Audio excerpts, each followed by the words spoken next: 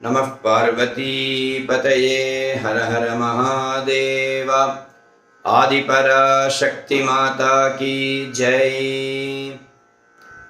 தைலே Lakshmi ஜலே Ganga தீபாவல்யாச்சதுர்தசிம் பிராதஸ்நானம் he ஏ குர்யாத் யமலோகம் ந பஷ்யதி என்று ஸ்மிருதியின் வாக்கியம்.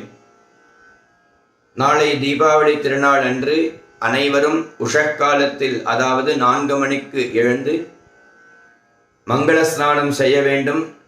எண்ணெய் பக்கத்தில் வைத்துக்கொண்டு ஜலத்தையும் பக்கத்தில் வைத்துக்கொண்டு இதை இரண்டும் பார்த்து பிரார்த்தனை செய்ய வேண்டும். தைலே லக்ஷ்மி ஜலே கங்கா.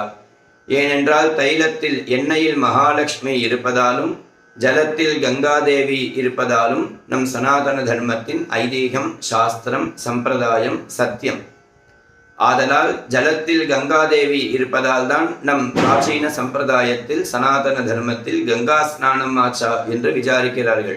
தீபாவளி ஆச்சா என்று யாரும் விசாரிக்கிறதில்லை. தீபாவளி என்றால் தீபம் என்றால் விளக்கு, ஆவளி என்றால் அடுக்குவது. விளக்கால் அடுக்குவது.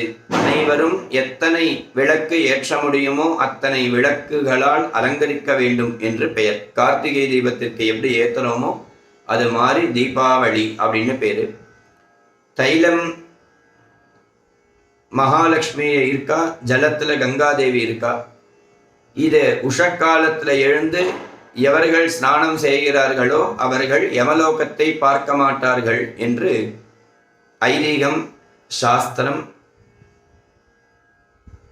ஆதலால் பக்தர்கள் அனைவரும் உஷக்காலத்தில் இந்த ஸ்லோகம் சொல்லி ஸ்நானம் செய்து புது வஸ்திரத்தை தரித்து கொண்டு யம தர்ப்பணம் செய்ய வேண்டும். அப்பா இருக்கிறவர்களும் அப்பா இல்லாதவர்களும் அனைவரும் இந்த தர்ப்பணாதிகளை செய்ய வேண்டும். யம தர்மராஜ பிரீத்திக்காக இந்த தர்ப்பணாதிகளை செய்துவிட்டு அப்புறம் நம்ம ஆத்து பூஜைகள்லாம் செய்து நம் இல்லத்தில் இருக்கும் பெரியவர்களை நமஸ்கரித்து இந்த தீபாவளி திருநாளை கொண்டாட வேண்டும்.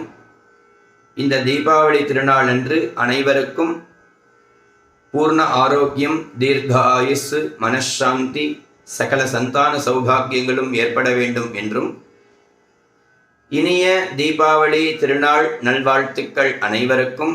ஹாப்பி தீபாவளி. எல்லோரும் சௌக்கியமாக இருக்க வேண்டும் என்றும் அம்பாளை பிரார்த்தனை செய்கிறேன். நமः பார்வதி பதயே ஹர ஹர மகாதேவ. ஆதிபராசக்தி மாதா கி ஜெய்.